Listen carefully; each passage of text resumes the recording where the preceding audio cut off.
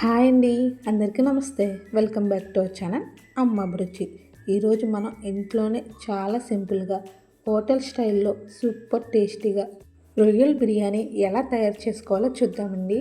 బయట నుంచి బిర్యానీ తెచ్చుకోవాల్సిన అవసరం లేకుండానే మన ఇంట్లో ఉన్న పదార్థాలతోనే మంచి ఫ్లేవర్తో రొయ్యలు గట్టిగా రాకుండా రైస్ కూడా పొడి పొడిలాడుతూ రావాలి అంటే ఒక్కసారి ఈ వీడియో ఖచ్చితంగా చూడండి. కొన్ని టిప్స్ అయితే ఫాలో అవ్వండి. రుచి మాత్రమే కాదు, మంచి సువాసన కూడా వస్తుంది. ఇంకెందుకు ఆలస్యం, రెసిపీలోకి అయితే వెళ్ళిపోదామండి.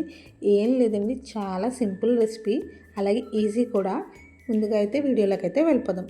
నేను వచ్చేసి పచ్చిరొయ్యలను అయితే తీసుకున్నానండి. రొయ్యలలో ఉన్న నరాలను అయితే తీసేసుకోండి. తీసేసి శుభ్రంగా కడుక్కోవాలండి. కొంచెం సాల్ట్ అలాగే నిమ్మరసం వేసి కడుక్కోండి. దీనివల్ల రొయ్యలు అనేవి నీచు వాసన లేకుండా ఉంటుంది. ఖచ్చితంగా ఈ ఒకటి ఫాలో అవ్వండి. అలాగే ఇందులో చిటికెడు పసుపు, 1 స్పూన్ సాల్ట్ని అయితే వేసుకోండి. స్పైసీ ఎక్కువ తినేలా ఉంటే ఎక్కువ కారాన్ని అయితే వేసుకోండి. నేను వచ్చేసి 1.5 స్పూన్ కారాన్ని అయితే వేసాను. ఇందులోనే అల్లం వెల్లుల్లిపాయ పేస్ట్ని కూడా వేసేయాలి. వేసేసి రొయ్యలకు పట్టేంత వరకు కలుపుకోండి. రొయ్యల్ని మ్యారినేట్ చేసుకోవడం మీకు వీలైతే ముందు రోజే మ్యారినేట్ చేసి పెట్టేసుకోండి. లేదు అంటే అప్పటికప్పుడు ఇలా కలిపేసి పెట్టుకున్నా బాగుంటుందండి. ఇందులోనే పొడవు చిలుకలుగా కట్ చేసుకున్న పచ్చిమిర్చిని కూడా వేసుకోవాలి. ఇలా కలిపేసుకుని కొంచెం సేపు పక్కన పెట్టుకోండి. నేను వచ్చేసి 1 గ్లాసు బియ్యాన్ని అయితే తీసుకున్నానండి. రైస్ అనేది మనం నానబెట్టే దాన్ని బట్టి వాటర్ని అయితే యాడ్ చేసుకోవాలండి. బిర్యానీ చేసే ముందు నానబెట్టుకుంటే 1-1.5 వేసుకోండి. లేదు ఇంకొంచెం ముందే నానబెట్టుకున్నానంటే 1.5 వేసుకోండి. ఇలా బియ్యాన్ని నానబెట్టేటప్పుడు వాటర్ని అయితే అడ్జస్ట్ చేసుకుంటూ వేసుకోవాలండి. దీన్ని బట్టి మనకి బిర్యానీ రైస్ అనేది పొడి పొడిలాడుతూ వస్తుంది. ఖచ్చితంగా దీన్ని అయితే మర్చిపోకండి. బాగా బియ్యాన్ని అయితే 2 లేదా 3 సార్లు శుభ్రంగా కడుక్కోవాలి. అందులోనే కొంచెం వాటర్ వేసుకొని మూత పెట్టి పక్కన ఉంచేయండి. ఈలోపు మనకు కావాల్సిన బిర్యానీ స్పైసెస్ అన్నీ తీసుకోండి. బిర్యానీ ఆకు, స్టార్ పువ్వు, అనాస పువ్వు, అనాస మొగ్గ, లవంగ మొగ్గలు, యాలకులు, దాల్చిన చెక్క, షాజీరా, కసూరి మేతి, బండ పువ్వు. ఇలా మీకు ఇంకా ఏమన్నా కావాలి యాడ్ చేసుకోవాలంటే అన్ని బిర్యానీ స్పైసెస్ అయితే తీసుకోండి. ఇప్పుడు స్టవ్ మీద గిన్నె పెట్టి నెయ్యిని అయితే వేసుకుంటున్నానండి. నెయ్యి కొంచెం వేడెక్కాక ఆయిల్ వేసుకోండి కావాలి అనుకుంటే. లేదు అంటే ఓన్లీ నెయ్యితోనే చేసుకోండి. ఫ్లేవర్ అయితే చాలా బాగుంటుంది. మనం తీసుకున్న బిర్యానీ స్పైసెస్ అన్నీ వేసేసుకోండి. ఒక్క జీడిపప్పునైతే వేయలేదు. కొన్ని మిరియాలను కూడా యాడ్ చేసుకోండి, బాగుంటుంది. ఇందులోనే జీడిపప్పును కూడా వేసేసుకోవాలి. ఇవన్నీ కొంచెం వేగితే సరిపోతుందండి, ఎక్కువ అవసరం లేదు. అలాగే ఉల్లిపాయ ముక్కలు పెద్దవి 2 తీసుకున్నానండి. దాన్ని పొడవు చిలికలుగా కట్ చేసుకున్నాను. అలాగే పచ్చిమిర్చిని కూడా పొడవుగా కట్ చేసి పెట్టుకున్నాను.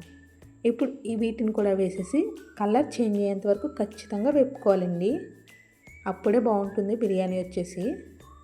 అలాగే 2 చిన్న టమాటాలను కూడా తీసుకున్నానండి. వాటిని కూడా వేసేయండి. చిన్న చిన్న ముక్కలుగా కట్ చేసుకుని వేసుకోండి. టమాటా అనేది త్వరగా వేగిపోతుంది.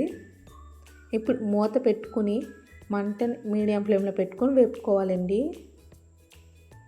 టమాటా కూడా మగ్గాక ఇందులోనే పసుపు, చిటికెడు పసుపు వేసుకున్నానండి. 1 స్పూన్ కారాన్ని కూడా వేసుకున్నాను. కారం వేసుకునేటప్పుడు ఆల్రెడీ మనం రొయ్యలు మ్యారినేట్ చేసినప్పుడు కారం వేసాం కాబట్టి చూసుకుని అడ్జస్ట్ చేసుకోండి. నేను వచ్చేసి 1 స్పూన్ కారాన్ని అయితే వేసాను. కారం కూడా వేసేసాక మొత్తం కలిపేసుకోవాలండి. ఇందులో 1 స్పూన్ అల్లం వెల్లుల్లిపాయ పేస్ట్ని అయితే వేసుకున్నానండి. కావాలి అంటే 1 లేదా 1.5 స్పూన్ అయితే వేసుకోవచ్చు. పేస్ట్ అనేది పచ్చివాసన పోయేంత వరకు వేపుకోవాలండి. అది వేగాక కొంచెం కొత్తిమీర అయితే వేసుకున్నాను. వీలైతే పుదీనాను కూడా వేసుకోండి. ఫ్లేవర్ అండ్ టేస్ట్ చాలా బాగుంటుంది. ఇలా కలిపేసుకుని కొంచెం సేపు మగ్గనివ్వండి. కొంచెం మగ్గాక ముందుగా మ్యారినేట్ చేసి పెట్టుకున్న పచ్చిరొయ్యలను అయితే వేసేసుకోవాలండి. వేసేసి మొత్తం కలిసేంత వరకు కలిపేసుకోవాలి. ఇలా కలుపుకున్న తర్వాత మూతనైతే పెట్టుకోకండి. మూత పెట్టుకోకుండానే కలుపుకోండి. మూత పెట్టడం వల్ల రొయ్యల్లో వాటర్ అయితే వస్తుందండి. దానివల్ల రొయ్య అనేది ఇంకా ఎక్కువ కుక్ అయిపోతుంది.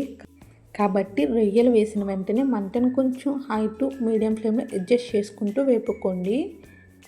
అవి కూడా వేగాక వాటర్ని అయితే యాడ్ చేసుకోండి. నేను వచ్చేసి బిర్యానీ చేసే ముందు రైస్ని నానబెట్టాను కాబట్టి 1-1.5 అయితే వేసుకున్నానండి. కరెక్ట్గా సరిపోతుంది. సాల్ట్ చెక్ చేసుకోండి. నేనైతే సాల్ట్ అయితే యాడ్ చేయలేదు కాబట్టి సాల్ట్ని అయితే వేసుకోవాలి. రైస్ నుంచి వాటర్ని అయితే ఖచ్చితంగా సెపరేట్ చేసుకోవాలండి. వాటర్ అనేది లేకుండా మనం రైస్ని అయితే వేసుకోవాలి. నీళ్ళు మరిగేటప్పుడే రైస్ని అయితే వేసుకోండి.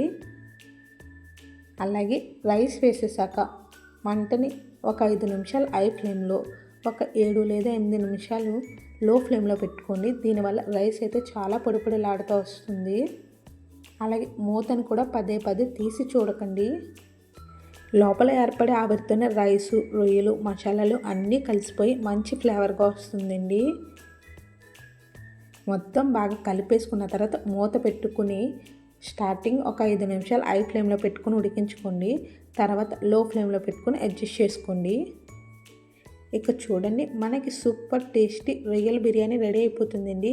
బాస్మతి రైస్ కూడా చాలా పొడిలాడుతూ వస్తుంది. రొయ్యలకు మసాలా కూడా చాలా బాగా పడుతుందండి. దీనిని ఉల్లిపాయ రైతా కానీ, నిమ్మకాయ ముక్కలతో కానీ సర్వ్ చేసుకుని ఒక్కసారి టేస్ట్ చేయండి. చాలా రుచిగా ఉంటుంది. రెసిపీ కనుక మీకు నచ్చితే ఒక్క లైక్ చేయండి.